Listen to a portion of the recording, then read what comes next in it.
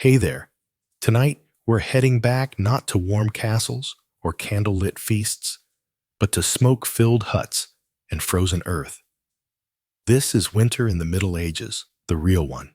No glory, no armor. Just peasants doing their best to survive months of cold hunger and silence. Snow drifted through the roof. Bread turned to stone. Wolves came closer. And every day, you got up and did it all again. If slow, grounded history helps you unwind, feel free to like the video and subscribe, but only if it actually brings you peace. And let me know in the comments where you're listening from and what time it is for you. It's strangely comforting to know who else is out there. So dim the lights. Maybe turn on a fan for that soft background hum. Wrap yourself in something warm. And let's begin in a season that didn't just test people, it tried to end them. You don't need a calendar to know when winter's coming. You feel it in the bones first. They stiffen like yesterday's bread. Then in the sky, which goes from blue to a kind of reluctant gray. And finally, in the animals who start looking at you with quiet suspicion, as if they know something you don't, and they usually do. Autumn doesn't end. It retreats slowly. Leaves fall, sure, but it's not just that. It's the way the wind changes direction. It starts slipping through the gaps in the cottage, exploring the place like an uninvited guest poking around, finding where the warmth lives and evicting it. The chickens grow quieter. The dog stops barking at the wind and begins listening to it instead. That's how you know it's nearly time. The sun, when it shows up at all, feels thin, as if it's forgotten how to be warm, and everyone walks just a bit faster.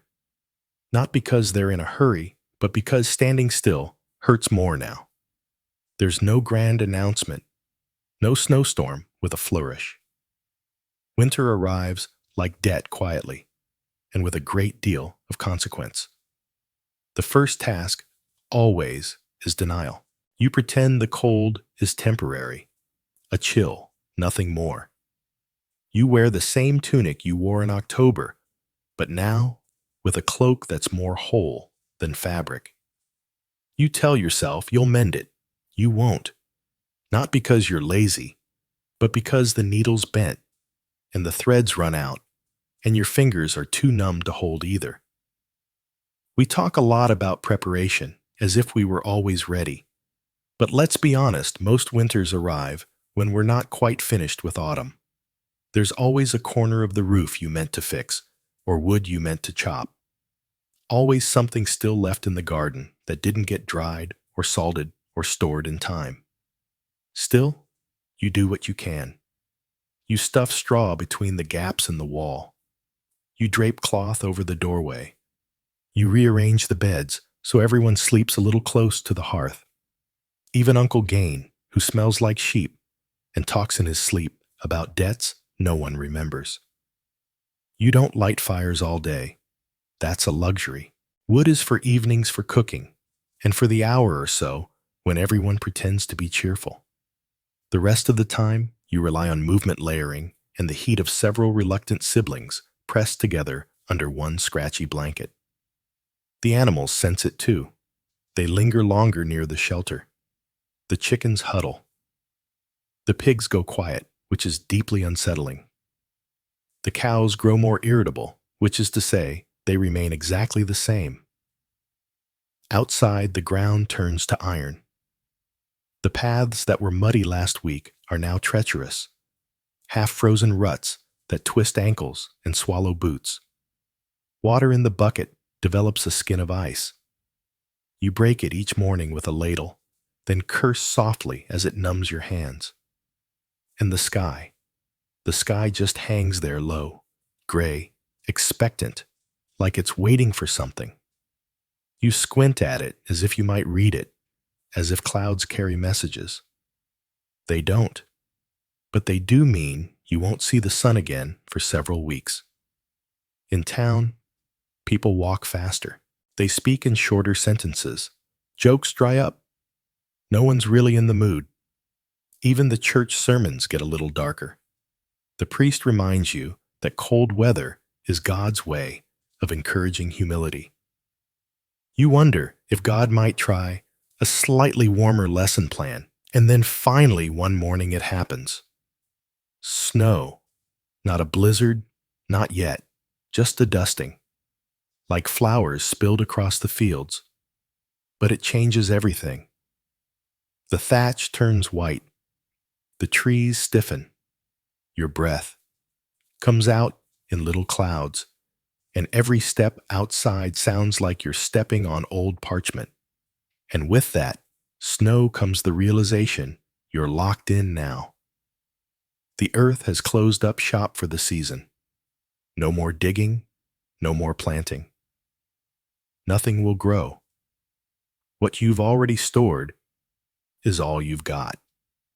And if you didn't store enough well, you'll learn how thin stew can really get. You begin to count things differently, not in days, but in bundles. How many bundles of firewood left? How many sacks of grain? How many turnips? How many eggs this week? Not many, as the hens stop laying when it's cold.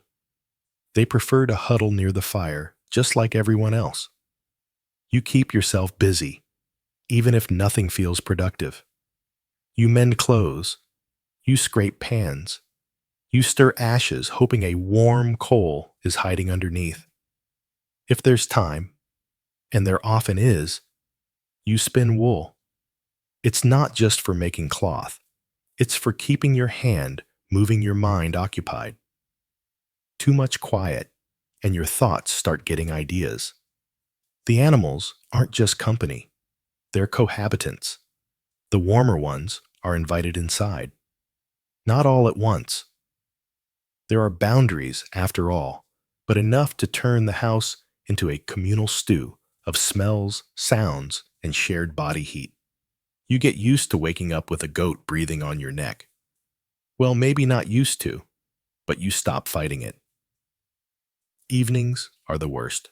The sun disappears too early, and the darkness arrives like it's angry about something. Candles are expensive. Tallow lamps are smoky. You sit near the fire if there's one going, and you listen to stories to wind to the way the wood pops when it burns. Sometimes someone gets it in their head to tell a ghost story. This always seems like a good idea, until you realize you have to walk across the freezing yard to use the privy afterward. You run. You try not to trip. You definitely don't look into the shadows. And yet winter isn't all misery. There's a rhythm to it, a kind of bitter predictability. You know the chores. You know the limits. And there's a strange camaraderie in knowing everyone else is miserable too. You learn to find comfort in small victories. Warm feet for 5 minutes. A stew that tastes slightly less like despair. A day without wind cutting through the cracks in the wall. You celebrate quietly, because the moment you laugh too loud, someone will remind you, we've only just begun. Historically, we peasants didn't fare too well in winters. The Little Ice Age starting around the 14th century brought harsher, longer winters across Europe. Rivers froze, crops failed. In some years, the Rhine froze solid for months, and markets were held right on the ice. Yes, people shopped on frozen rivers until the ice decided otherwise. In particularly bad years, like 1315 to 1317 rain ruined crops for seasons. It wasn't just cold, it was famine. Up to 30 million people affected. And when there's no food, people get imaginative. Cannibalism was whispered about infanticide too. Not dinner table conversation, but then again, we didn't always have dinner. But that's the thing about winter. It's not just about enduring the cold, it's about enduring each other. A family of 3 goats, 2 chickens, and a bucket of salted fish sharing 20 square feet of living space. That's a social experiment with no exit. You hear every cough, every complaint, every unfortunate digestive development. Privacy becomes a myth. Modesty goes out with the sunlight. You do your best not to argue, not out of patience, but because it stirs up the air and lets in more cold. And so you settle in. You shrink your world down to a few feet around the fire. You learn the weight of every blanket, the creak of every board, the rhythm of the weather. Days shorten, nights lengthen, and time starts to dissolve into a sort of frozen soup. You're not living exactly, you're enduring. And eventually, you stop asking how long winter will last. You just wake up each day and survive that one. If you're lucky, the firewood holds out. If you're very lucky, the roof does too. Because in a medieval winter, the cold doesn't knock. It lets itself in and stays a while. And tomorrow, it starts again. Winter doesn't just try to kill you with cold. It kills you with chores. And at the top of that frozen to-do list wood, endless amounts of it. You don't just need a few logs for ambiance. You need firewood, like your life depends on it, because it does. Everything revolves around fire. It cooks your food, warms your bones, dries your socks, scares off rats, and makes the house only mostly uninhabitable. Without it, you're not a peasant. You're a popsicle with taxes. But fire doesn't magically appear. It takes wood, lots of it cut, carried chopped, stacked, and cursed out. Gathering firewood is the medieval equivalent of having a second full-time job. Except this one pays in back pain and frostbite. There's no chainsaw, no gas-powered anything. Just an axe that's been in the family so long you're not sure if it's a tool or an heirloom. The handle's cracked. The blade is blunt. But it's still better than using your hands, which, let's face it, you probably will anyway once the axe gets stuck in the third log. You start in autumn. Of course, everyone says that. Start early. Except there's never enough time. The harvest runs late. Your neighbor borrowed your axe, and you sprained your ankle trying to outrun an angry goose. So, here you are in December, swinging steel at a tree like it insulted your mother, praying it falls in the right direction. And trees don't cooperate. They're heavy, unpredictable, and covered in snow. You cut one down, only to realize you still have to chop it, carry it, and stack it. Repeat 50 times. If you're lucky, your back just hurts. If you're not, the tree lands on you, and you become a cautionary tale. Once the wood is chopped, it needs to dry. That takes months, so you burn it wet, which means it smokes, hisses, and barely burns at all. Congratulations! You've just turned your home into a tepid, smoky nightmare. Hope you weren't planning to breathe properly this winter. The rich, of course, have options. They hire people. They send servants into the woods while they sip wine in front of a roaring half. You are the servant, and your half is mostly a pile of wet twigs trying their best. Legally, you're not even allowed to gather wood in some places. Forests belong to lords. And if you're caught collecting kindling on noble land, the punishment ranges from fines to beatings to occasionally being made an example of for picking up sticks. Yes, really. That's why many peasants turn to alternatives. Things like peat-dried animal dung or bundles of brush. These technically burn in the same way that technically soup counts as a meal. Peat gives off heat, but it also gives off a smell like wet ashes and regret. Dung burns surprisingly well, but let's not pretend anyone's happy about it. Still, you use what you have.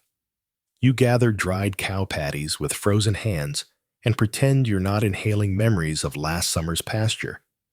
The good news, it's free.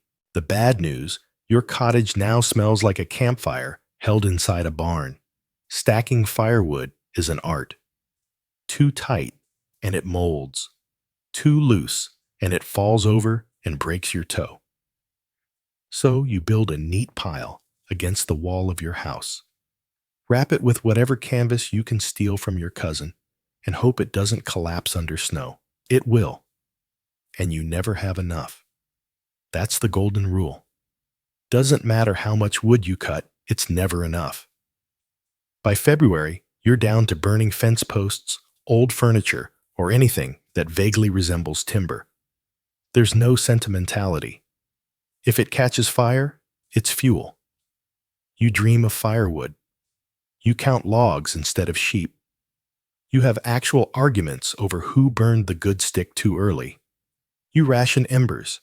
You hoard coals like they're treasure. And if you manage to find a particularly dry branch under the snow, you bring it home like a war trophy. Sleeping in winter is a gamble. If the fire dies out, the temperature inside drops to hope you wrote a will. You tuck in close under layers of blankets, furs, and other humans. Not because you like them, but because survival beats personal space. In some homes, livestock sleep inside too. Not out of kindness, out of necessity. Chickens provide eggs and ambient warmth. Pigs are radiators with hooves. Cows are basically space heaters that moo. It's not cozy.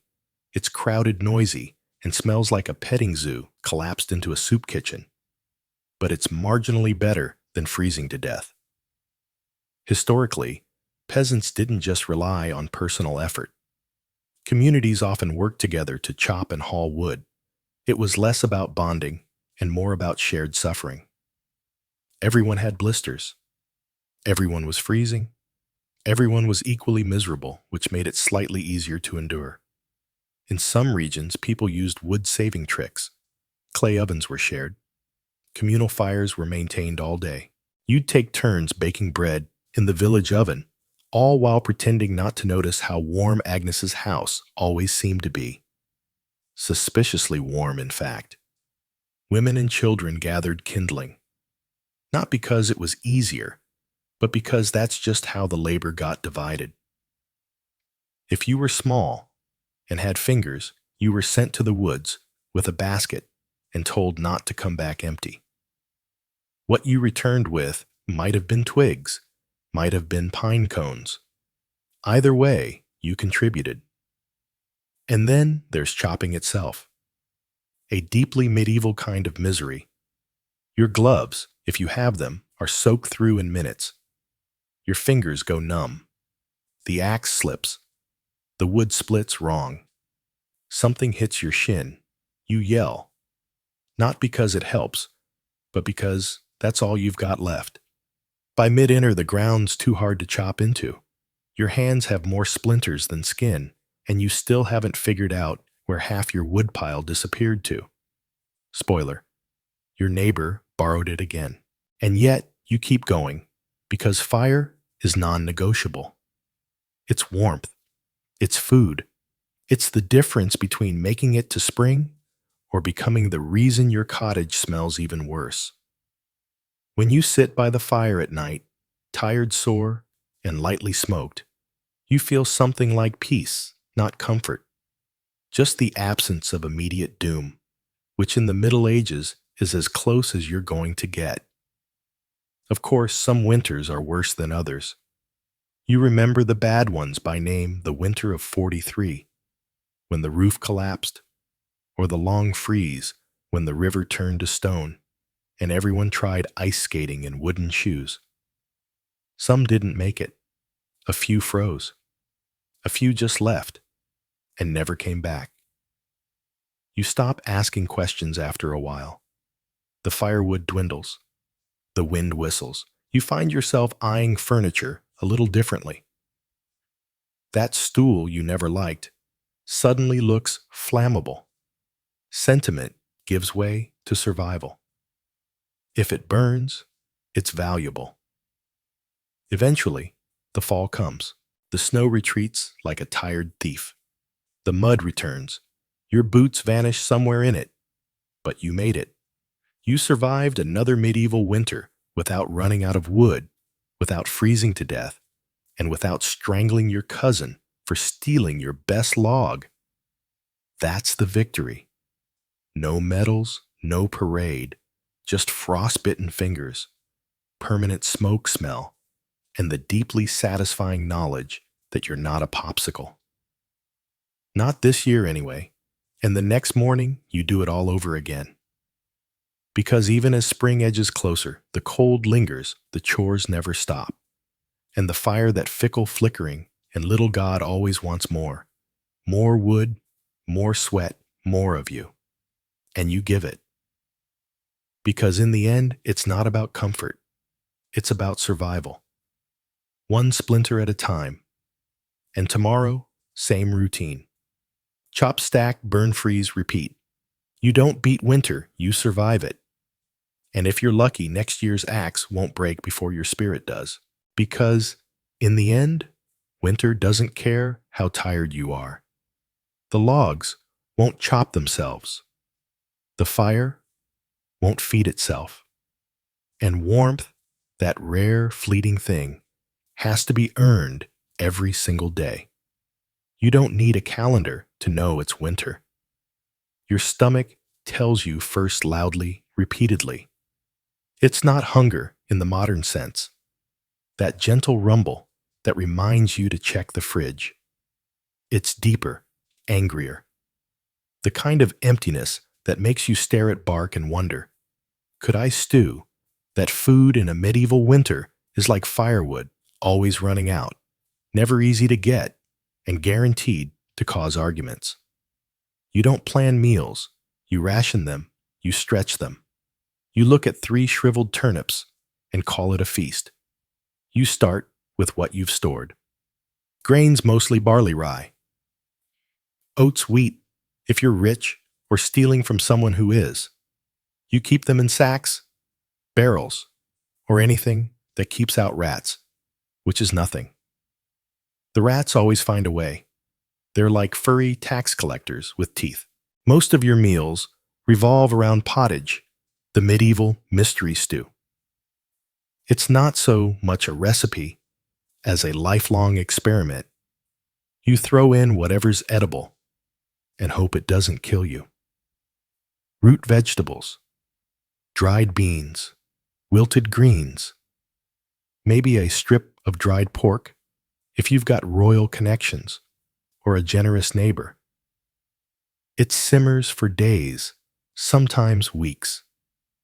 New ingredients are just added to the pot. Old ones never quite leave. It tastes like boiled earth with a hint of onion and regret. You eat it anyway every day, twice a day, if you're lucky, not because you like it, but because it's there. And in winter, that's enough. Meat is rare. You don't have a freezer. You don't even have a cold cellar. Just a slightly less awful corner of the cottage. If you did slaughter something in the fall, a pig, a goat, your neighbor's least favorite chicken, you salt it, smoke it, dry it, and then hide it from everyone in the house, especially the kids. Kids will eat anything, including raw bacon and the string you tied it with. Sometimes you fish if the river isn't frozen, if the ice isn't too thick, if you haven't already burned your fishing rod for kindling. Ice fishing is a thing, just not a fun thing. You chip away at a hole in the ice while your toes slowly lose sensation. Then you sit, wait, and contemplate how life became a series of increasingly stupid decisions. If you're near the sea, you might dry some herring or smoke eel. It's nutritious. It's long-lasting, and it tastes exactly how it sounds. If you're not near water, you rely on whatever your neighbors didn't guard well enough. Bread is essential, but it's also a gamble. Made from whatever flour you've got. Rye barley, sometimes lentils, and often padded out with filler. Sawdust, yes. Groundacorns maybe bark on a bad year. Bread isn't soft and fluffy. It's a blunt object, something between food and medieval defense weapon. And sometimes the bread fights back. In damp storage, rye can grow a fungus called ergot, a delightful little microbe that causes hallucinations, convulsions, and occasionally death. You don't know this. All you know is that the bread makes you see colors, scream at clouds, and possibly become a religious visionary or a witch depending on who's watching. Dairy helps if you have animals that haven't frozen, wandered off, or been eaten. Milk spoils quickly, so you turn it into butter or cheese. The cheese is hard salty and vaguely threatening. Butter is a luxury. You keep it wrapped in cloth hidden under your bed like it's gold, because in winter, it basically is eggs. Not likely. Chickens slow down in the cold. They're too busy trying not to die. You might get one a week, maybe two, if you speak nicely to the hens and threaten the rooster. That egg goes in the pottage, or you stare at it long enough to get full from imagination. Fresh fruits and vegetables. That's adorable. No apples, no greens. Maybe a dried plum from last August if it didn't rot or become home to a worm. Most vitamin C comes from sour cabbage or fermented turnip, lovingly described as crunchy disappointment in vinegar. It keeps scurvy away, but also friends. Preservation is everything. You salt, smoke, pickle, and dry anything that once moved, grew, or was near something that did. You make jams from berries if you manage to find them and didn't eat them all in a sugar-starved frenzy last summer. You hang herbs from the ceiling until they drop into the soup, one by one, like leafy confetti. Nothing is wasted. Bones are boiled twice. The fat is saved. Even the ashes from the fire end up in soap, or used to scrub pots. If someone throws away food, you question their sanity. Or you marry them because clearly they're wealthy enough to waste things. And then there's hunger itself. Not mild hunger. Not, I skipped lunch hunger, but the kind that makes you feel your stomach rubbing against your spine. The kind that makes you chew slowly. Not for flavor, but to make it last. Hunger's a full-time presence in winter. It sits with you, watches you cook, comments on your portions, judges your neighbor's squirrel stew, and says, "Actually, that looks all right." There's a rhythm to it. You wake up hungry. You go to bed still hungry. You learn to live with the gnawing feeling, like a mouse chewing inside your belly. Eventually, you stop noticing until you smell stew from a neighbor's hut, and immediately consider selling a sibling. Even the better-off peasants don't eat well. They just eat slightly more of the same bland, mealy disappointment. Occasionally, someone manages a real treat. Honeycomb fresh apple slices a slice of salted beef the size of a coin. It's a celebration not for the flavor, but for the reminder that life isn't always awful. And then come the lean years, the bad harvests, the crop failures. You remember the winter of 1316? Or at least the stories. Heavy rains drowned the fields. Rot set in. Grain yields collapsed. Livestock starved. Entire villages went hungry. They call it the Great Famine not for dramatic flair, but because it really was that bad. Some people ate roots. Some ate moss. Some, well, let's just say, medieval cookbooks don't list stewed shoe leather for nothing. Monks kept records, bless them. They wrote about entire families vanishing, about parents choosing which child got the last crust, about people found dead in snowdrifts, clutching turnips like treasure. It's not folklore. It's the forgotten footnotes of history. And when you do find food, the fire's gone out. So you eat cold stew by candlelight, huddled under a fir that still smells like the animal it came from. And you're grateful, because at least it's food. At least you get to chew something that isn't your own lip. Meals are short. The hunger is long. You scrape your bowl clean, not out of manners, but because you need every crumb. You lick your fingers. You scrape the pot. You consider eating the pot. Then remember, it's your only one. Your body changes. You move slower. You lose weight. You don't call it dieting. You call it still alive. And yet you keep going. Because hunger is a fact, not a crisis. You don't expect to feel full. You just hope not to feel worse. That's winter. Not a battle, but a negotiation between you, your pantry, and the number of meals until April. There's no holiday feast unless you're lucky or well-connected. Maybe you save a sausage for Christmas. Maybe a neighbor shares a pie made with mystery meat and courage. You don't ask questions. You eat. You smile and you try not to cry when it's gone in 3 bites. Even the celebration foods are practical. Spiced ale if you can afford spices. Nut cakes if anyone had nuts. Pies filled with dried fruits, soaked in syrup and desperation. They're more ritual than indulgence, a way to remind yourself that joy exists even if it's crusted in soot and shared with a dozen shivering relatives. So what did you eat in a medieval winter? Anything that wouldn't eat you first. Anything you could preserve, hide, or boil until it stopped arguing. You didn't dine. You survived. Because in the end, hunger wears a wool coat. It wraps around you. It stays close. It whispers in your ear. And when spring finally arrives, the first green shoot, you see you don't admire it. You bite it. Your home in the Middle Ages is not a refuge. It is not a sanctuary. It is not, by any modern standard, a building. It's more like a wooden suggestion of shelter, loosely stapled to a dirt floor, and held together by good intentions, dried mud, and the unspoken agreement that nobody sneezes too hard. Let's start with the walls, Watt and Daub if you're lucky. That's woven wooden strips covered in mud straw, and whatever else was lying around. Cow dung hair gossip. You pack it all together and pray it hardens before the next storm hits. Spoiler, it doesn't. On a good day, the wind whistles through the cracks.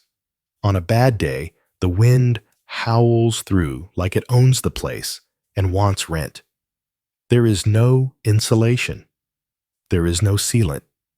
There's just the outside and slightly less outside. Your roof is thatched, of course, which sounds quaint, until you realize it's just dried plant matter arranged in a vaguely triangular shape. It leaks constantly. Rain comes in. Snow piles up. Birds nest in it. Mice move in and start charging rent. If you're lucky, it only partially collapses during a storm. If you're not, you wake up with your ceiling in your lap and a chicken on your face. The floor dirt, just dirt. If it's muddy, you wait. If it's frozen, you slip. If it's dry, it turns to dust and gets into everything. Your lungs, your eyes, your soup. You try throwing down straw to soften it, which lasts approximately 6 hours before turning into a trampled, moldy paste that somehow smells like feet and despair. Windows. Don't be silly. Glass is for churches and rich people. You have holes. If you're feeling fancy, maybe you stretch some oiled parchment over the opening. It lets in light, and also every draft between now and Easter. Curtains. Number cloth is too valuable to waste on luxuries like privacy. Doors barely latch, hinges groan like wounded animals. You can barricade it with a log, or if you're short on logs, because you've already burned them for heat. Maybe just hope the wind isn't in a mischievous mood. Fireplaces are central, but not in a cozy way. There's a fire pit. It's the middle of the room. No chimney, just a hole in the roof. So the smoke rises slowly, filling your home with a lovely gray fog that coats your walls, your lungs, and any hope you had of clear breathing until spring. You don't smell the smoke after a while. You are the smoke. Now, let's talk furniture. You don't have much. A wooden bench, maybe a stool, a table if you're living the high life. Beds are shared with your spouse, your children, and occasionally livestock. The mattress is straw stuffed into a sack, which sounds fine until you remember that straw doesn't stay fluffy. It compresses molds and invites bugs. Your pillow is another sack. If you're lucky, it's full of feathers. If you're not, it's just more straw, possibly slightly less crunchy. Blankets, wool if you've got it, or furs if something nearby died recently. Most nights you sleep in your clothes under everything you own, hoping body heat plus faith equals survival. And if your fire dies out overnight, you wake up frozen in your own breath, cloud questioning every decision that led to this point. Heating the place is a challenge. You keep the fire going, sure, but heat rises, smoke rises, and unfortunately, you're sleeping on the floor, which means your toes freeze while your rafters get a lovely sauna experience. Stones around the half help. They absorb heat and release it slowly, but only if you have enough fuel to make them warm in the first place. You seal up cracks with moss cloth or mud. It doesn't work. The wind finds a way. It always finds a way. There are days when you swear the air inside is colder than the air outside, and you do something about it, but your fingers are too numb to untie your cloak. Lighting is another delight. You've got tallow candles which drip sputter and reek of beef fat, or rush lights re-dipped in animal grease which burn like someone tried to weaponize a salad. The smoke from these mingles with the half-smoke until the whole room is a low-hanging haze of medieval asthma triggers. And let's not forget the noise. Thin walls mean you hear everything. The wind, the livestock, your neighbor, sneezing, your own stomach growling back at you like it's filing a complaint. Privacy, a myth. Solitude. Only if you walk into the forest and don't come back. Of course, it's not just people living here. Your cottage shares space with animals. Chickens nest in corners. A goat sleeps under the table. If you've got a cow, she lives in the lean-to attached to the wall unless it's too cold, in which case she joins you in the main room. There is no such thing as indoor and outdoor. There is only not dead from the cold. This makes the house warmer slightly. It also makes it louder, messier, and smell like a barn that recently lost a bet. You sweep the floors, but the dirt just rearranges itself. The straw bedding smells like old milk. And if a chicken decides to lay an egg next to your head in the middle of the night, you say thank you and try to fall back asleep before it poops on your blanket. Your roof also houses guests, birds, rats, insects. The thatch is thick enough for nesting, which means come spring, you'll hear the pitter-patter of tiny feet above you at all hours. Sometimes they fall in. It's normal. You scream. The rat screams. And then you both pretend it never happened. Maintenance constant. Door cracks, rafters bend, doors sag. The wind tears the roof. You fix what you can with what you have, and which is string hope and a very dull knife. You can't afford nails. You wedge things into place. You hammer wood together using a rock and a prayer. And if it's raining and the roof's leaking, you don't grab a bucket. You grab all the buckets. You position them around the house like you're trying to win a very sad game of splash chess. You learn which spots drip first. You name them. You curse them. You learn to sleep around them. It's not all doom. There are warm moments the fire catches well. Someone shares a fur. A draft stops for no reason. You convince yourself it's your craftsmanship. You huddle close with your family and pretend the smell is comforting. It's not, but it is familiar. Still, you endure it, because this isn't just a pile of timber and bad smells. It's home. It's where you were born, where your children were born, and where someone probably died last week. You patch it, you sweep it, you whisper to it in winter like it's a sick relative. Just hold on a little longer. You don't compare it to a castle. You compare it to not freezing to death. And by that measure, it's doing fine. Some wealthier peasants whitewash the walls, not for luxury for lice. The lime kills bugs. A fresh coat every year keeps the walls bright, and the infestations mostly cosmetic. You think about doing it. You even collect the lime. But then the firewood runs out again. You hang herbs to make the air smell nicer. They dry out, crumble, fall into your soup. You eat them anyway. The taste is weird, but you tell yourself it's seasoning. It's not. And every so often, you dream of a second room, of a wooden floor, of a roof that doesn't make you flinch every time a breeze picks up. You don't expect it. You just let the thought sit with you while you stitch another patch into the wall and listen to the rain come through the ceiling. Because in the end, your house isn't warm or dry or peaceful, but it's still standing. And in a medieval winter, that's about as close to luxury as you're ever going to get. It's dawn, or close enough. There's a faint light outside that might be the sun, or just the moon giving up. Either way, it's time to get up. Not because you're rested, you're not. Not because you're excited, you're definitely not. But because your life depends on getting things done before frostbite, famine, or your neighbor's goat beats you to the water source. There's no weekend. There's no me time. There's barely enough time to scrape the frost off your eyebrows. Every day is a repeat of the last. Gather, mend, feed, carry, boil, patch, repeat.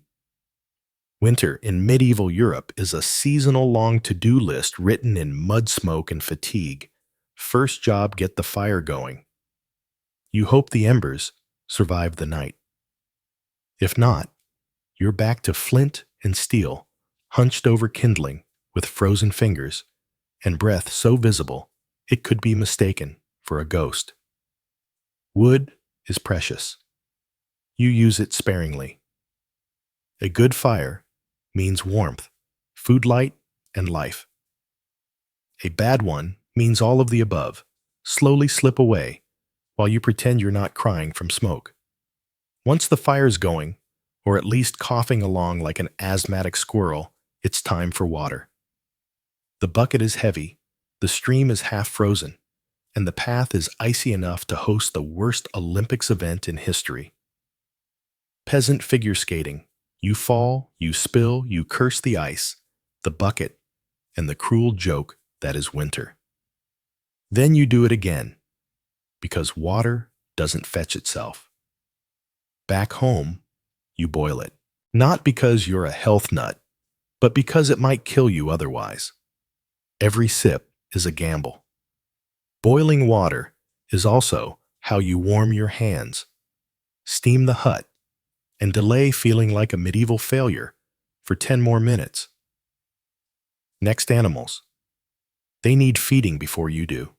Chickens are annoyed. Pigs are loud. The cow is judging you. You scrape together old hay kitchen scraps and whatever hasn't frozen solid. You check the coop for eggs. There aren't any again. The rooster, however, has plenty of opinions. If it snowed overnight, you clear the path to the door.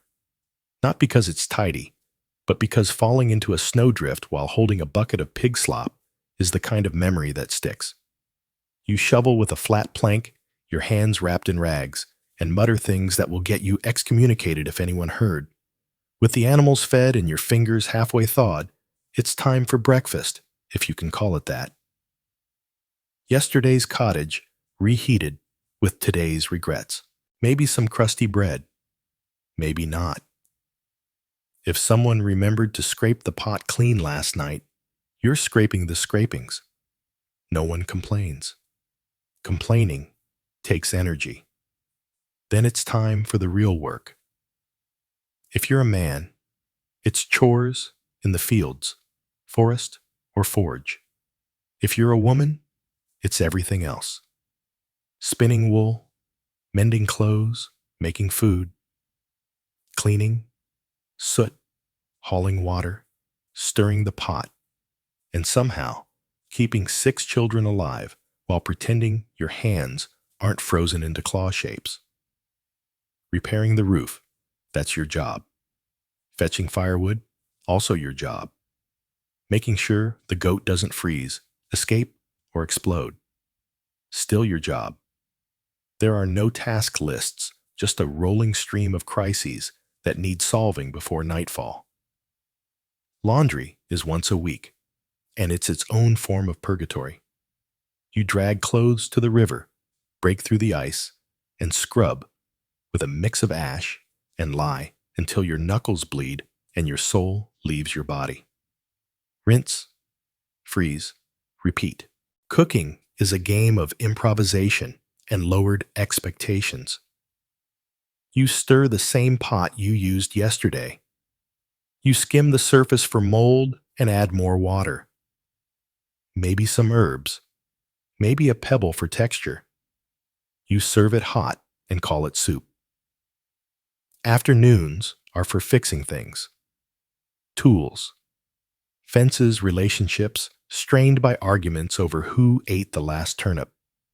You sharpen blades with a wet stone that's older than your grandfather, who incidentally died falling off the same ladder you now use to patch the ceiling. Children help in theory. Mostly, they get underfoot, but even toddlers are handed tasks. Holding yarn scaring crows, carrying small bundles of kindling. They work because they have to. Playtime is what happens when they finish early, and no one ever finishes early. Inside, the spinning wheel turns endlessly. Wool doesn't spin itself. Linen doesn't weave itself. Every thread in every tunic has passed through hands that ache. Gloves are a luxury. Calluses are standard issue. And if you drop a spindle and it rolls into the fire, you just stare for a moment and quietly consider walking into the flames after it. By late afternoon, it's already dim. The sun barely tries in winter. Shadows stretch long. You rush to finish the day's tasks before the light fails. You patch walls with mud rehang door hinges, fix a leaking roof with nothing but straw, a rock, and wildly misplaced optimism. Then you prep for the evening, stir the stew stoke, the fire scrape the frost off the inside of your water bucket. You change into warmer clothes, which are the exact same clothes, but with one more layer of sadness. Dinner arrives, such as it is a bit of stew, some bread, a communal mug of weak ale or water that's been boiled 3 times just to make it less deadly. You sit near the half not too close. Sparks not too far frostbite. You eat fast. The warmth fades quickly. Afterward, there's no winding down. You're still spinning thread, mending socks, patching cloaks, scraping soot. Children sleep near the fire in a tangle of limbs and snoring. Adults stay up not for leisure, but because the fire needs tending and tomorrow's firewood needs hauling. If you're lucky, there's a song. Someone sings softly while spinning or shelling peas. It's not joyful, but it is comfort. A reminder that life still exists outside the labor, just barely. Night falls early. You lay down in the same clothes under the same damp blanket on the same straw mattress. You listen to the wind rattle the shutters. You hear the goat fart in its sleep. You hope the roof holds. You hope tomorrow is warmer, or at least not worse. You fall asleep mid, not because you're calm, but because exhaustion is the only lullaby you can afford. Of course, this is just one day. Tomorrow, you do it all again. Every chore repeats. Every moment aches. There's no such thing as catching up, only falling behind more slowly. Holidays are rare and misleading. A day off might mean attending church in the cold, standing for hours while a priest reminds you that suffering is good for the soul. Then you return home and catch up on the chores you couldn't do because of all that spiritual enrichment. The rhythm of winter life is monotony with stakes. You don't do chores to feel productive. You do them because not doing them means someone doesn't eat, doesn't warm up, doesn't make it through February. The margin for error is microscopic. A torn cloak, a lost hat, a broken tool, all potential disasters. Every task, no matter how small, hums with quiet urgency. And still, you keep going because you must. Because no one else is going to haul that water, mend that wool, feed that goat, or boil that gray, slightly suspicious stew. This is your life. This is your winter. And the chore never ends. Sometimes you wonder what it would be like to rest, truly rest. To sit, to breathe, to not have a list in your head that stretches from dawn to dusk. But rest is a luxury. Movement is survival. So you shift the logs, fold the wool quiet, the baby nod to your spouse across the hearth. Another day done. Another set just like it to come. The work doesn't stop, but neither do you. Even in sleep, your body aches with memory. The blisters, the burns, the bruises, they don't heal. They just become part of you. Like the smoke in your clothes, like the frost on the windowsill, like the life you never chose, but live anyway. You don't choose to get sick in the Middle Ages. You just wake up one morning and realize your nose won't stop running. Your throat feels like you gargled pine cones, and someone seems to be inflating your joints from the inside. Congratulations. You're now fighting off something that doesn't have a name, a cure, or even polite bedside manner. You're not sure if it's a cold, the flu, or medieval tuberculosis, but it's yours now. Getting sick in the winter is almost a rite of passage. The hut is damp, the air is cold, the fire went out during the night, and you've been breathing in smoke goat dander and spores from the wall moss since October. No one knows what germs are yet, but your body does, and it's currently throwing a tantrum about it. Everyone coughs, everyone sneezes. No one covers their mouth because nobody has tissues. And personal hygiene is just a rumor. The children are all sick, the old people are sick, the livestock might be sick. You're holding on barely by drinking boiled nettle tea and hoping the smell alone doesn't finish you off. The remedies, oh, you're going to love them. There's bleeding, of course. That's the go-to for everything from headaches to heartbreak. Someone shows up with a dull knife or a friendly neighborhood leech and decides the solution to your fever is less blood. Does it work? Absolutely not. Does it make you lightheaded enough to forget your symptoms for a while? Yes, actually. Then there's the herbal tea mixtures of whatever dried weeds the village healer found before the snow came. Yarrow wormwood nettle, maybe a handful of unidentified moss, and a generous pinch of superstition. You boil it in a cracked clay pot, strain it through your sleeve and sip it slowly while trying to ignore the fact that it tastes like bitter mud and betrayal. Of course, you might also be advised to fast because clearly what a body fighting off infection needs is less food. Bread is already hard to come by. Pottage has turned to gray sludge. Fasting for spiritual purification is just code for rationing when the pantry looks like a haunted pantry. Other cures include steam inhalation from the same pot you just boiled your soup in. Prayer, the longer the better.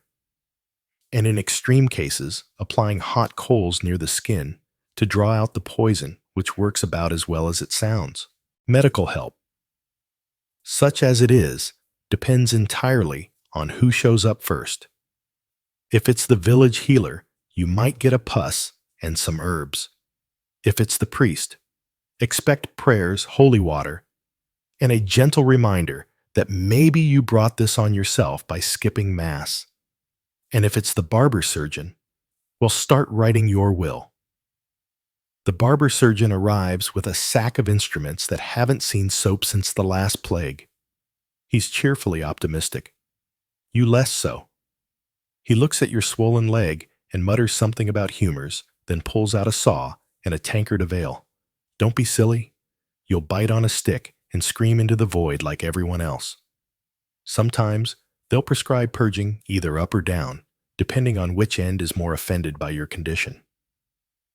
Laxatives made from boiled bark or dried beetles. Emetics brewed from wine and sadness. You're not just sick anymore.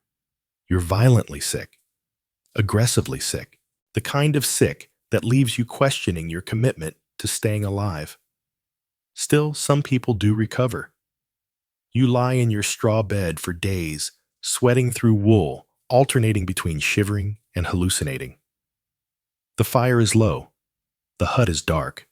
The air smells like damp wool and whatever herbal nightmare you drank earlier. And somehow you pull through. But not everyone is so lucky.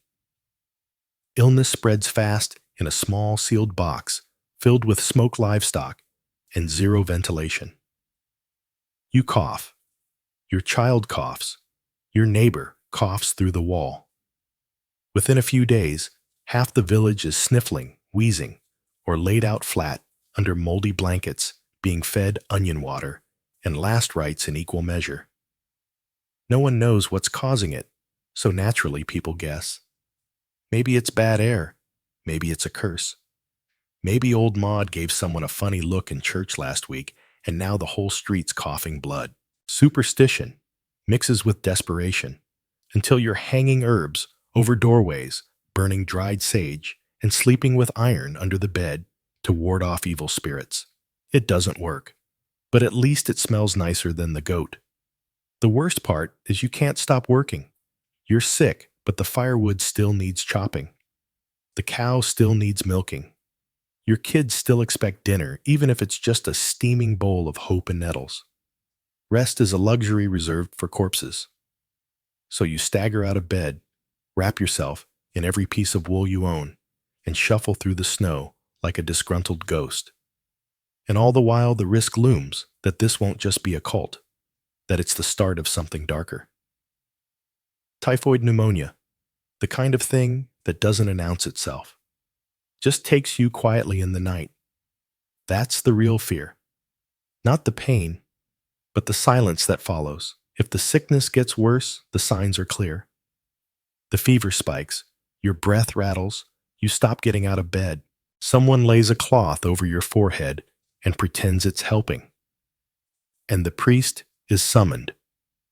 Not the healer, not the barber. Just the man in robes who says it's time to prepare your soul. Confession comes quickly. You mumble out every sin you can remember, even ones you probably didn't commit, just to cover your bases.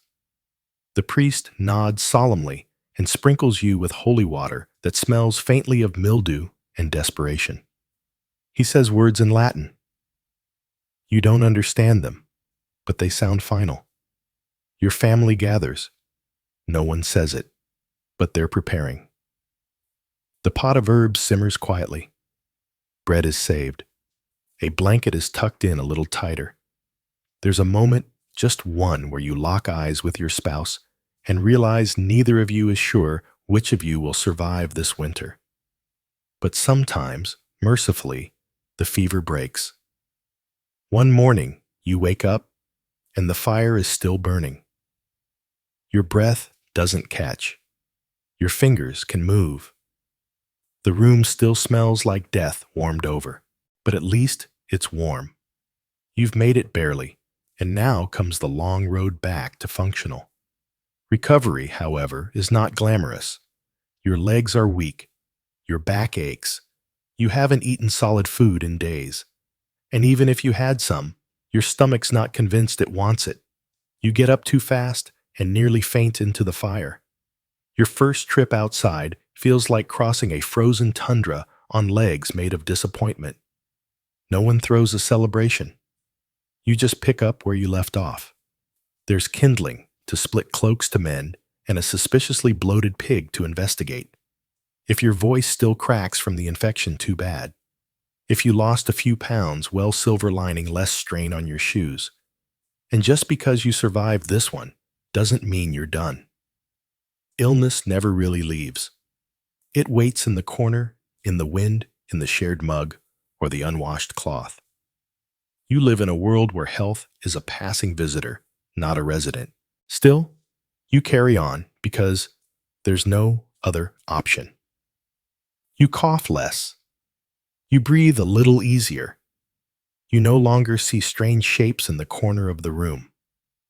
The color returns to your face along with the weight of everything that still needs doing.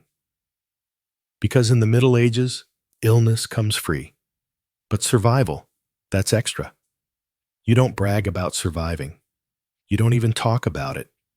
You just wake up the next day, pull on your patch tunic, and start hauling water again. Because in this world, staying alive is the only proof you ever get that you were strong enough.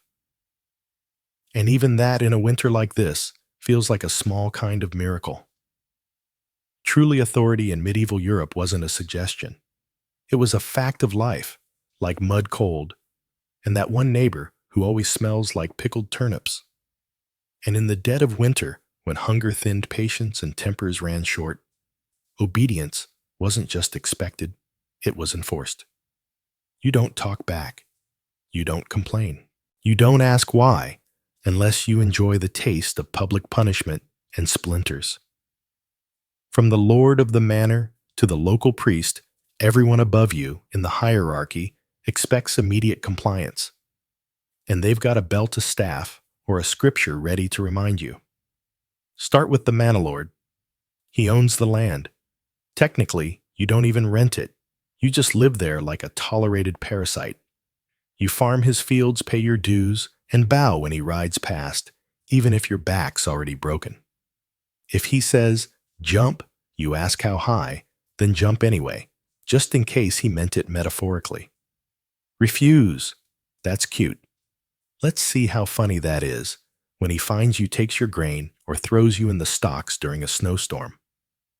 The stocks, by the way, are winter's least cozy seating arrangement. Wooden planks clamp your arms and neck while your neighbors get to walk by and admire your poor life choices. It's cold. It's humiliating. And if someone's feeling festive, they might throw something. Turnips. If they're nice rocks, if they're not. You don't protest. That might get you a second round. But lords weren't your only problem. The church was just as powerful and arguably more terrifying. God might forgive, but the local priest, not so much. He watches everything: who misses Mass, who works on holy days, who might be secretly coveting someone else's goat. And he keeps a record, not just for spiritual purposes, but for leverage. One misplaced comment, and suddenly you're accused of blasphemy or witchcraft, or worse, forgetting to tithe. Speaking of tithes, they're not optional. You give 1/10 of everything you produce, even if that means you don't have enough left for yourself. Grain eggs, chickens your dignity. The church takes its share, and if you fall short, you don't get a reminder notice. You get a sermon delivered in front of everyone, complete with meaningful stares and eternal consequences. The preacher's power isn't in muscle, it's in memory. He remembers who skipped prayers, who whispered during Mass, who dared to question why Lent means eating boiled weeds for 6 weeks. And in the winter, when everyone's cranky and coughing, it doesn't take much to land yourself in the pool pit's line of fire. Then there's the law, or whatever passes for it. The constable is often just a farmer with a stick and a vague sense of authority. Laws are less about justice and more about keeping people in line. Steal bread, lose a hand. Say something cheeky to a noble, lose a tongue. Gossip too loudly, get fitted for a scold bridle. A lovely little iron mask with a mouthpiece designed to make you think twice before speaking a third time. Even private matters come with public consequences. If your child misbehaves, you're blamed. If your spouse curses you, both suffer. Discipline is a community affair. The whipping post doesn't care whose idea it was, just that someone gets hit. And don't get too clever.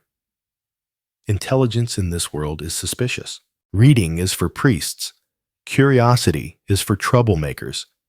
If you ask too many questions, someone might accuse you of sorcery, which comes with a complimentary drowning or bonfire.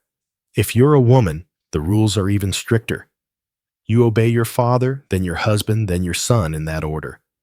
You speak softly, work constantly, and never give anyone a reason to point at you and whisper which, because once that word is in the air, it doesn't matter what you've done. Healing someone, which knowing how herbs work, which talking back, which with extra kindling. And let's not forget your fellow villagers. They're not just bystanders. They're part of the system. That neighbor who smiled at you during market might report you for working on a saint's feast day. That cousin who borrows your firewood might also casually mention you muttered something unholy in your sleep. Surveillance isn't digital. It's human and deeply nosy. It's a culture of control. Everyone watches everyone else, and nobody is safe. The cold only sharpens the paranoia. Long nights breed longer grudges. One small slight, a stolen tool, a bad trade, a missing hen can escalate into accusations, punishment, and public shame. And there's no appeal process. The closest thing to justice is hoping your Lord is in a good mood and your priest didn't stub his toe on the altar steps that morning. Even jokes are dangerous. Say the wrong thing in the wrong tone near the wrong person. And suddenly, your sense of humor is considered evidence of sedition. Laughter is fine if it's at the Lord's joke, at the priest's sermon, or at someone currently in the stocks. Anything else is suspicious. Winter makes everything worse. People are hungrier, colder, and meaner. Punishments hit harder when your skin's already chapped and your spirit's already cracked. A slap in summer is an inconvenience. In winter, it's a deep sting that doesn't fade for days. And with no ointments, you're left to treat your bruises with snow and silence. There's no village meeting to discuss grievances. There's just top-down orders and bottom-up obedience. And if you push back, if you speak your mind, advocate for fairness, or question why Father Thomas gets extra rations every Friday, well, you're courting a punishment that might outlive your usefulness to the village. Even animals get better treatment if they're productive. A healthy ox is more valuable than an injured peasant. A goat that gives milk gets fed before you do. Your worth is measured in output and obedience, not opinion. Stay in your place. Stay quiet. Stay useful. That's the unspoken motto. And winter only underlines it in frost. And yet people adapt. They learn to bow without bending too far. They master the art of polite silence. They say yes with their mouth and not today with their eyes. Obedience becomes a skill, part survival tactic, part social performance. Children learn early. They're taught not just how to work, but how to act, how to speak to the Lord, how to avoid the priest's gaze, how to sit still at Mass and not giggle when old Margaret snores during the homily. You don't teach them to dream big. You teach them to stay small, unnoticed, and intact. Even religion, the supposed comfort in a world this hard, is used as leash. You're reminded weekly, sometimes daily, that obedience brings salvation. That questioning is the road to hell, that God is watching, and also Coincidentally so is Father Thomas, who seems a little too invested in whether or not you kneel deeply enough during prayer. At night, the village is quiet. Not peaceful, just quiet. The kind of quiet that sits heavy. You listen to the fire crackle, the wind moan, and the occasional footsteps of someone trudging home from the tavern. You lie still, wrapped in wool and fear, and think about how obedience kept you alive today. Not happy, not free, but alive. Tomorrow, you'll wake up and obey again. Not because you believe in the system, but because survival depends on it. The price of winter is submission, and everyone pays whether they mean to or not. You don't question the cold. You don't question the rules. You just pull on your boots, bow your head, and keep moving. Because in the medieval winter, questioning authority isn't rebellious, it's suicidal. Even your thoughts aren't entirely your own. You shape them carefully. Keep them quiet. Tuck them away behind your eyes. Because in a world built on obedience, even thinking freely feels like a dangerous luxury. So you obey, you endure, and you wait for spring. Because in winter, even rebellion freezes, and you've got enough to survive without adding heresy to the list. So you lower your eyes, seal your lips, and carry on like everyone else. You're not alone out here, and that's not meant in the comforting sense, the kind people say when offering hug. It's the kind whispered by your inner voice when something howls in the woods and your door isn't quite shut right. Because in the medieval winter, you are surrounded by things that want your food, your warmth, and occasionally your face. Wolves are the obvious concern. By December, they're starving. By January, they're bold. They prowl the edges of the forest closer now than in summer. Noses lifted toward your chimney smoke. They smell meat. They smell fear. They smell you. And when you walk alone, maybe to fetch firewood, maybe to empty the slot bucket they watch. Sometimes they follow. They rarely attack outright, but you've heard stories. Everyone has. Some say they wait until you slip, until your lantern goes out, until your boot catches the snowdrift, and you fall face first in silence. Then it's over fast. Or not fast at all. But wolves aren't the only ones watching. There are smaller predators, quieter, sneakier, and often already inside. Rats don't care about the cold. They've made themselves at home. Tucked behind sacks of barley, scurrying under your straw beds, nibbling anything remotely edible, and some things that aren't. You've heard them at night, the snoring, the skittering, the occasional scream from someone discovering a rat had made a nest in the laundry pile. They eat grain soap leather. They chew through your shoes, your belts, the bindings of the only book in town. If it can be chewed, it will be. And when food runs low, truly low rats become more than pests. They become a test of what you're willing to kill in the name of dinner. Cats help when you've got them. But a good Mauser in winter is almost worth more than a child, and they know it. They lord over the cottage like tiny monarchs, demanding warmth and respect in exchange for thinning the vermin herd. If they don't feel like hunting, well, too bad. The rats resume their midnight buffet, and you wake up to something missing a corner. Then there are the dogs, not all of them friendly. Some are village strays, half-wild things with torn ears and ribs showing through their fur. Most were abandoned when food got tight. Now they roam in loose packs, sniffing at doors, chasing chickens, and occasionally cornering someone too slow to close the gate. You don't trust them. They don't trust you. They bark at ghosts and sometimes at nothing at all. But when they're hungry enough, barking turns into biting. Out in the woods, you've heard rumors of lynxes. Rare, but not impossible. A blur of fur and claws that disappears before you're even sure it was real. Mostly, they avoid people. Mostly. But if one showed up in the village, no one would be surprised. Just unlucky. Bulls are worse. Big, mean, and stupid. They don't hunt you. They charge you. Especially if they're cornered or desperate. You've heard of men losing legs to a wild boar tusk or lives. In the leanest months, some still try to hunt them for meat. Sometimes they come back with dinner. Sometimes they don't come back at all. And just when you think the outside is bad, remember the inside isn't much safer. The cold drives more than rats indoors.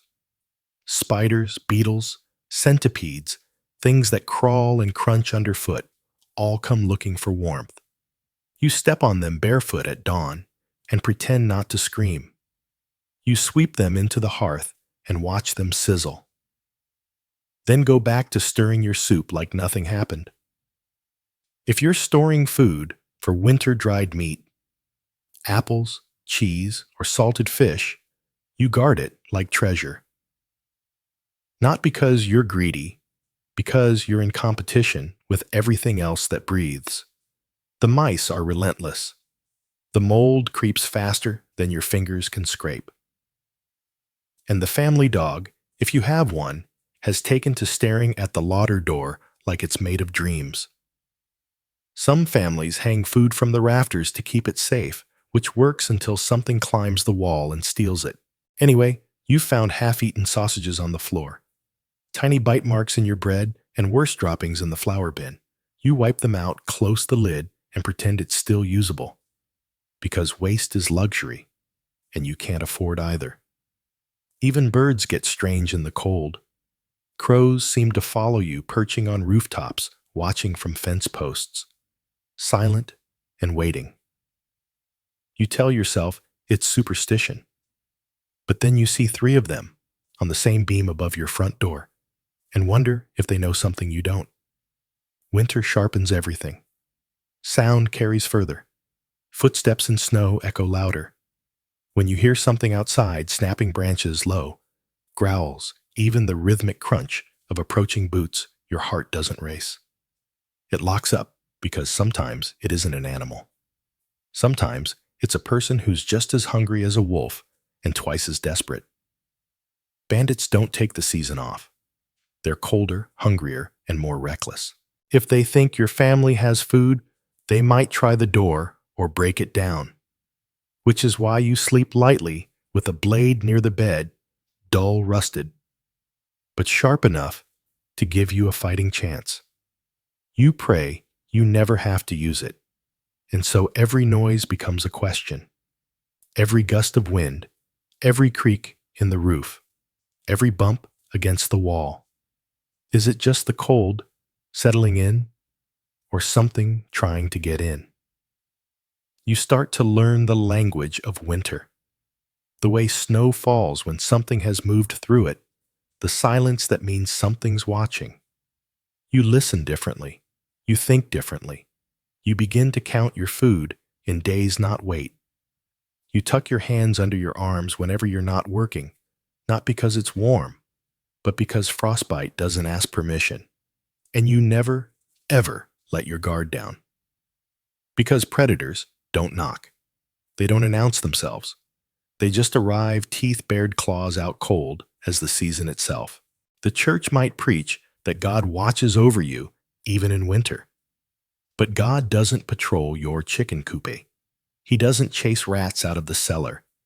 And he doesn't leave tracks in the snow just beyond your door. So you check the locks. You double knot the rope. You leave the fire burning low and the knife where you can reach it. And when you sleep, it's the kind that ends at the smallest sound. Half rest, half readiness. Because winter isn't just cold, it's alive, it's hungry, and it's always waiting. In the mornings, you check for tracks, not out of curiosity, out of necessity. A single line of paw prints across your garden means something visited. maybe just passing through, maybe scouting. Sometimes it's foxes nosing around the chicken coop. Sometimes it's worse. You shovel snow from the path, not just to walk safely, but to erase evidence to make your home look less tempting to whatever might be watching from the treeing. Some people hang charms above their doors. Bits of bone-carved wood, sprigs of dried herbs. Protection, they say, against animals, against spirits, against luck turning sour. Whether they work is anyone's guess, but no one dares remove them. Your dreams turn strange. Teeth eyes, heavy footsteps. You wake in a sweat breath fogging in the cold air. And listen just in case. Because winter in the medieval world doesn't just test your strength, it tests your sanity. It frays your nerves, your sleep, your sense of safety. Every dark night is a dare. Every howl a reminder. Out here, you're not at the top of the food chain. You're just another creature trying to survive the cold. So you carry on. Eyes open, doors shut tight. Because in a medieval winter, staying warm is only half the battle. The rest is making sure nothing eats you before spring. And if something is hungry enough, it won't care whether you've prayed prepared or hidden well. It will just come, and you'll need to be ready, because in a world like this, even rebellion freezes. When your food is gone, your toes are numb, and your roof leaks more than it covers. There's only one place left to turn. God, or more specifically, the medieval church, which, depending on the day, is either your salvation or one more mouth demanding something from you.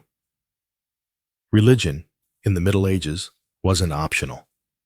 It was oxygen. It filled every hour, every room, every thought. Especially in winter, when death felt closer than ever, and plagues liked to show up uninvited. You didn't just believe in God. You structured your life around the idea that He was watching and that He wasn't thrilled. The church didn't just offer comfort. It offered rules, rigid ones. You attended Mass, even if the church was colder than outside. You fasted on command. You confessed things you weren't entirely sure were sins. And if you didn't, the consequences weren't just spiritual. They were social. People noticed, people talked, and nobody wanted to be the reason the harvest failed or the fever spread. The church building itself was no haven. Stone walls, dirt floors, a draft that seemed to aim directly at your spine. You'd huddle beside your neighbors, trying not to shiver loud enough to be accused of weakness, while the priest, layered in robes and spiritual authority, droned Latin none of you understood. But you nodded anyway because it wasn't about comprehension. It was about obedience. Mass didn't pause for weather. If the river froze over, you crossed it. If your child had a cough that sounded like the devil himself had taken up residence in their lungs, you wrapped them up and brought them along. Missing Mass wasn't just frowned upon. It was noted by the priest, by your neighbors, by that one old woman who never blinked and always sat in the front pew. And let's not forget tithing. 10% of everything you had or were supposed to have went to the church. Not 10% of your surplus. 10% of everything. Whether your family was living on turnip broth and stringy boiled oats didn't matter. The Lord still needed His cut. Apparently, heaven had expenses. During winter, religion wasn't just ritual. It was survival theater. People prayed for everything. Warmth, food, health, the strength not to strangle their in-laws after 3 months of being snowed in. Every problem had a saint. Sick cow, Saint Eligius, frozen fingers. Saint Polycarp probably lost your axe in the river. Saint Anthony lost your mind trying to survive January. Saint Dimner, patron saint of those just barely holding it together. And then there were relics, bones, teeth, splinters of alleged crosses, handkerchiefs that once touched someone holy. These were housed in glass cases, silver boxes, or whatever could be fashioned out of melted down spoons. People would trudge through snow and slush for miles just to glimpse one, kiss it, and whisper a prayer. Not because they fully understood the theology, but because they were out of options. Miracles, at least in theory, were always possible. You could be healed. Your baby could recover. Your pig might stop foaming at the mouth. And if none of that happened, well, perhaps it was your fault for not believing hard enough, or for that unconfessed sin you were pretending didn't count because it happened in the dark. Confession was its own sort of winter ritual. You'd kneel in a wooden booth, knees frozen, voice low, whispering your sins to a man who already suspected what you were going to say. The priest didn't flinch. He'd heard worse. Always had: adultery, theft, envy. That time, you accidentally ate bacon on a fast day. You said your piece got your penance and left the booth feeling briefly lighter until the guilt crept back in 5 minutes later. And then came fasting Advent, Lent, saint days, no meat, no eggs, sometimes no dairy in the middle of winter, when you already hadn't tasted meat in a month, and your last egg froze solid before you could crack it. You'd huddle over your sad little stew, made from whatever hadn't molded yet, and call it holy sacrifice. But you didn't dare question it. The church was everywhere. It owned land. It controlled calendars. It collected dues. And it told you explicitly that everything you endured in this life would be worth it if you followed rules. And if you didn't, eternal fire. Not metaphorical fire, actual burning, shrieking forever fire. That's what waited for you if you slipped up. The weather itself was a sermon, a sudden storm.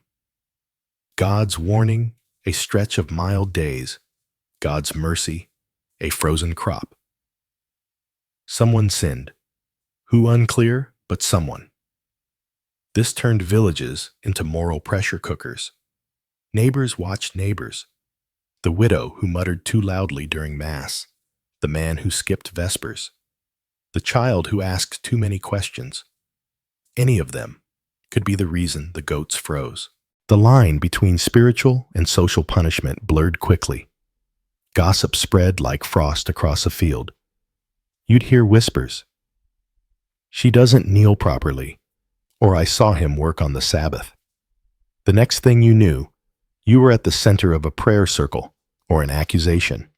And while you were freezing your extremities off trying to be a good person, the priest lived just a little warmer. Not wealthy by noble standards, but definitely better off than you. He had wine, actual wine, a private chamber, possibly a feather pillow. And he reminded you often that your suffering was part of God's plan, which was convenient for him, less so for you. But you still listened. Because what else was there? Hope, no matter how dim, was the product the church traded best. In a world where your child could die from a cough, and your neighbor could vanish beneath a collapsing roof, heaven offered a kind of cruel comfort. If this life was nothing but mud, hunger, and cold, then surely the next would be better. Golden streets, warm light, no frostbite, no rats. You held on to that vision, not because it made sense, but because it had to. Because otherwise, you were just surviving for the sake of suffering. And that was too much for anyone to admit out loud. You'd carve little crosses into the beams above your bed, whisper rosaries in the dark tie, charms to your belts, saints for safety, saints for sleep, saints for not dying before morning. Every tiny ritual was rebellion against despair. You couldn't fix the cold. You couldn't fix the hunger. But maybe you could stay in God's good graces long enough to see spring. And that meant keeping the faith. Even if your knees bled from kneeling, even if your prayers went unanswered, even if deep down you weren't sure anyone was listening. And when someone did die, which in winter was often, it was the church that guided their body to rest or tried to the ground was frozen. Graves had to be hacked open with picks or left shallow and marked for later. The priest would mutter Latin over a frost-covered shroud incense freezing mid-swing, as the living buried the dead with red fingers and numb faces. Sometimes the body couldn't even be moved. A makeshift service might be held in a barn, or right there in the house, as family members huddled beside the wrapped form, praying it wouldn't attract wolves before morning. But the church had answers for that too. Death was a passage attest. The cold couldn't follow you into heaven. The hunger would end. The pain was temporary if you believed and if you obeyed. So even in the worst moments, kneeling in a church so cold, your breath fogs the hymeneal confessing sins just to feel some control, praying to a saint you barely remember the name of. You kept going because faith in the medieval winter wasn't just about salvation. It was about survival. And when the cold howled loudest, it wasn't the fire or the food that kept people going. It was the quiet hope that someone somewhere was listening. Because in a world ruled by frost and famine, belief was the last thing that couldn't be taken. There's a lie people like to believe about winter, that it ends in March. That spring arrives like clockwork, just when it's needed most. Flowers blooming, birds returning the sun, stretching its golden fingers across thawing fields. But in the Middle Ages, winter didn't care about calendars. It came when it wanted left, when it was finished, and sometimes it didn't leave at all. March could be just as cruel as January. Snow still fell, ice still clung to the eaves like it had paid rent. The wind kept howling, and the sun stayed low, pale, and deeply unhelpful. Mud replaced snow, but that didn't mean life got easier. It just meant your boots got heavier. Spring was a rumor. Hope was a dangerous luxury. By the time the snow finally melted, the damage had already been done. The ground forward, yes, but the people didn't. What winter didn't freeze, it starved. What it didn't starve, it broke. Bones, tools, spirits. Some families came through it thinner. Some didn't come through at all. You'd walk into town in April and find doors still shut, chimneys still cold, no smoke, no footprints, just silence. Then that particular kind of stillness that means someone didn't make it. Maybe it was the old man whose cough never got better. Maybe it was the woman who gave her bread to her children until there wasn't enough left for herself. Maybe it was the child who got sick in February and just faded. Funerals were quiet affairs, if they happened at all. By late winter, the graveyard had filled faster than anyone expected. The earth was too hard to dig properly for most of the season, so bodies were sometimes wrapped and kept in barns or caves until the ground could be broken. You'd smell them before you saw them, and even if you survived, you didn't exactly celebrate. You didn't burst into song at the sight of a crocus. You stared at the dirt like it owed you something. Like maybe if you waited long enough, it would give something back. Food. Hope a reason. Spring was not a joyful rebirth. It was a slow, muddy crawl out of the grave you nearly slipped into. You were alive, yes, but different. A little quieter, a little thinner. You laughed less. You trusted less.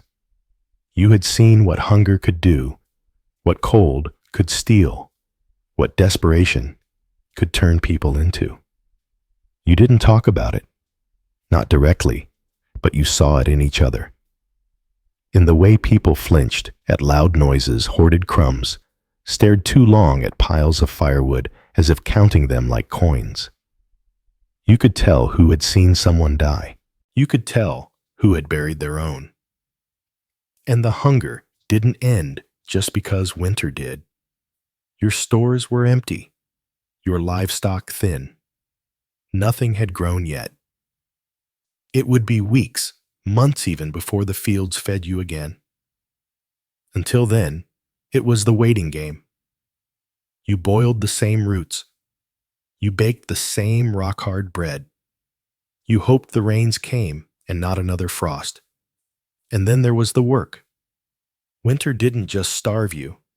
It broke your tools, rotted your thatch, collapsed your sheds. Spring meant fixing everything. Fences, roofs, wheels, muscles. You had to patch, plant, chop, haul. There were no breaks, just new tasks stacked on top of the old ones. You planted seeds with fingers still cracked from frost. You hoed soil while coughing up the tail end of a January illness. You did all this while pretending you weren't still hungry, weren't still grieving, weren't still having dreams about being chased barefoot through snow by something with your brother's face. Records from the time where they exist speak more in silence than statistics. Parish logs list who was buried, but not why. Chroniclers write of harsh seasons of unusual mortalities. They don't mention that a village of 60 might be 40 by April, that 10-year-olds looked 20, that women miscarried from cold alone. What we know is this medieval winter wasn't something you got through. It was something you survived in the strictest sense. You made it to the other side, not untouched, not whole, just breathing. And even that was rare. No one talked about trauma. The word didn't exist. But the symptoms did, in every hollow stare, every child who flinched at the wind, every man who woke up shouting in the middle of the night.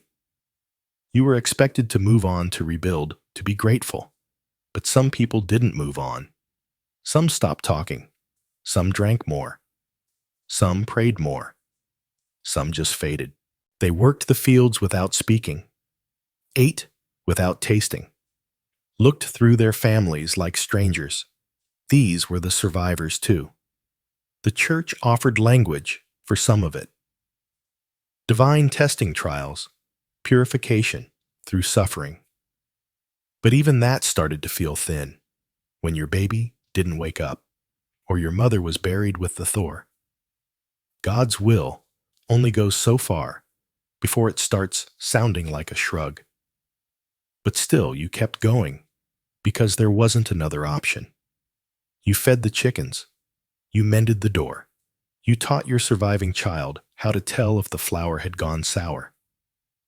Life resumed not because it got better, but because no one told it to stop.